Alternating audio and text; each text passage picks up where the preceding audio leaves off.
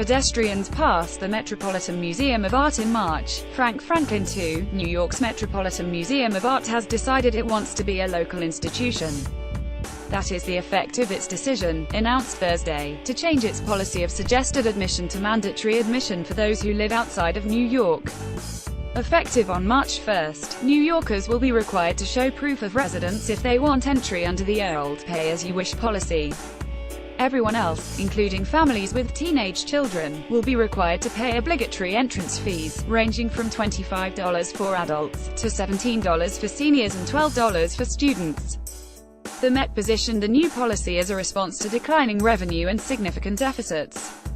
Despite an enormous increase in attendance in recent years, up 40% in less than a decade, revenue from the suggested admission policy declined as the number of people who voluntarily paid the full suggested admission went down by 73%. Met has also been running deficits, has been forced to curtail its exhibition schedule, scale back renovation plans, and cut staff and costs across the institution.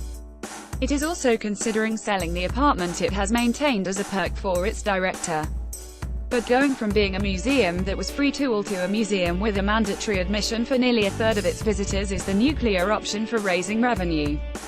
It's hard to believe that there were no other solutions to the fiscal crisis, given that the museum estimates that the new admission policy will increase admissions revenue as a percentage of the Met's overall budget by 2 to 3%.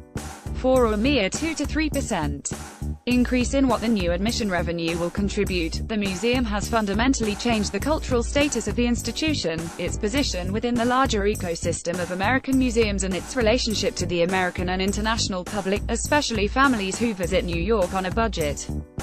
The Met announcement stressed what museum and city leaders feel is a powerful mitigating factor in this decision to go from free for all to free for some. New Yorkers won't be affected.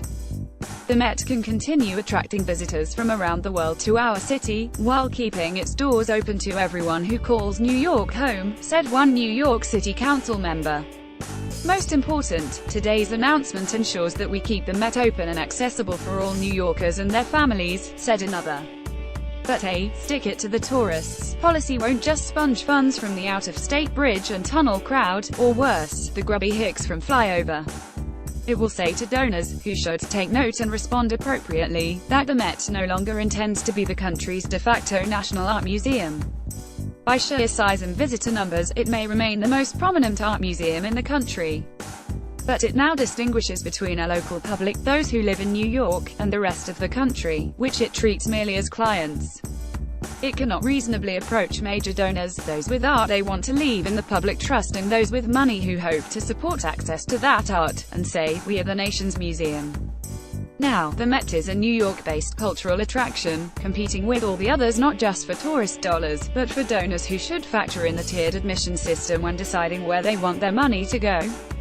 Indeed, you could hear a tiny but significant shift in how the museum is perceived even as the news broke. When you look at the landscape of attraction pricing, the head of the city's tourism agency told the New York Times, the Met is an incredible value at $25. The landscape of attraction pricing. The incredible value. The Met has turned itself over to the commodifiers of culture, in hopes of raising about $6 million to $8 million extra dollars a year, against its $305 million annual budget. Ordinary tourists, especially those who visit only occasionally, may not notice the change, given how much of what was once public in America is now being monetized. They will pass through the sterile Fifth Avenue Plaza and past the ostentatious new fountains donated by mega-billionaire David Koch, a $65 million gift to the landscape of attractions, and ascend the magisterial front stairs until they come to the ticket booths. And they will wonder, is it worth it? Some will say yes, especially if their kids are younger than 12, and can enter free. Those with teenagers, arguably more susceptible to and in need of art than their younger siblings, will have a harder decision to make. Regular visitors to the New York area will definitely notice the change, especially those for whom the Met was a place to visit for a few minutes or an hour, a place to reconnect with beloved old paintings, a mansion of many rooms where there was always some place to escape from the frenzy of the city.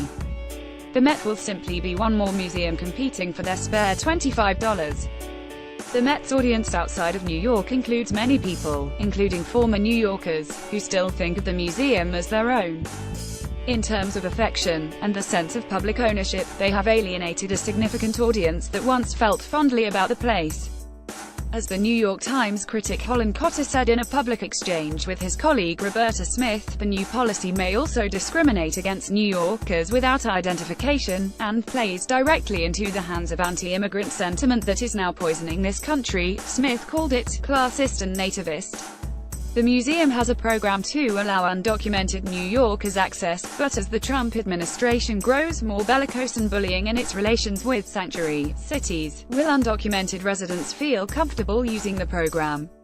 It is a curious inversion of the old paternalism that created museums like the Met, to go from wanting to elevate and Americanize a diverse society to instituting a policy that prioritizes keeping the museum free for some of this country's most exclusive census blocks. The failure of identity and purpose embodied in this decision positions other institutions, including the National Gallery of Art, to make a strong new appeal to the philanthropic class. Your money would be better spent at a museum that has always been free, and gives access to art held in the public trust no matter what zip code you live in. The claim of Washington, D.C.'s cultural institutions to be the country's national institutions has always been a bit dubious, given the relative prominence to arts organizations in larger metropolitan areas such as New York. But the claim became more plausible today, when the Met decided that it prefers to be large but local rather than public and preeminent.